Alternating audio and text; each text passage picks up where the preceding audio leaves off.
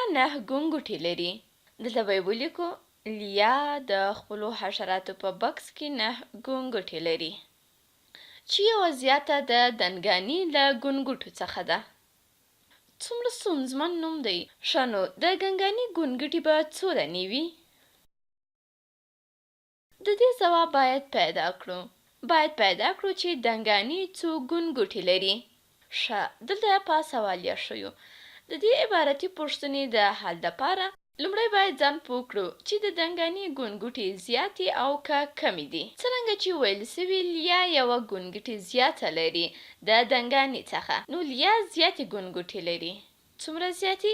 یوه زیاته. نو دنګاني به یوه کمه ولري د لیا څخه، یعنی که لیا یوه ګونګټه زیاته ولري د دنګاني څخه، نو باید دنګاني یوه ګونګټه کمه ولري د لیا څخه. اوس یوه دانه کمه ده. څه ډول یې لیکو چې -1.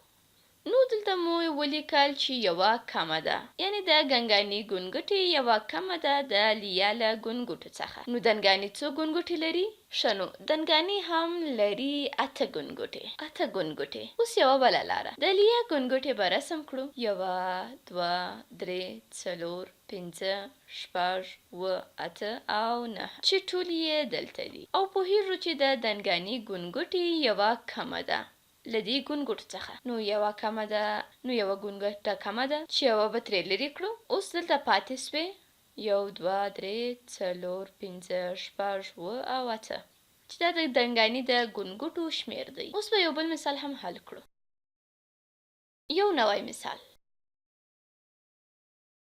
راکړل سوي چې د یوه کوچني بکس وزن 2 ګرامه کم دی د یوه غټ بکس له وزن څخه. کوچنی بکس 6 ګرامه دی. دلته یې لیکو.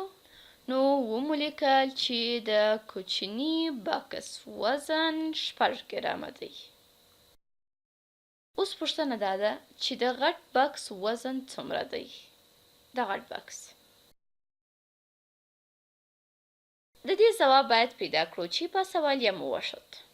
لکه مخکینی مثال غوندې دلته هم آیا غټ بکس ډیر وزن لري او که کوچنی بکس؟ نظر په نومونو به پریکړه نه کوو، بلکې ګورو به چې په مثال کې څه ویل سوي چې د کوچني بکس وزن 2 ګرامه د غټ بکس د وزن نه کم دی. نو دغه کوچنی بکس 2 ګرامه کم دی له غټ بکس څخه. یا په بل ډول ووایو چې غټ بکس 2 ګرامه زیات دی د کوچني بکس څخه.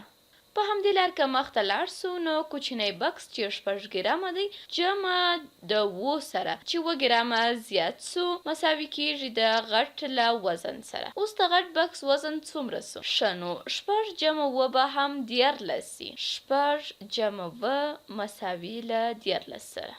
او دا هم ځواب.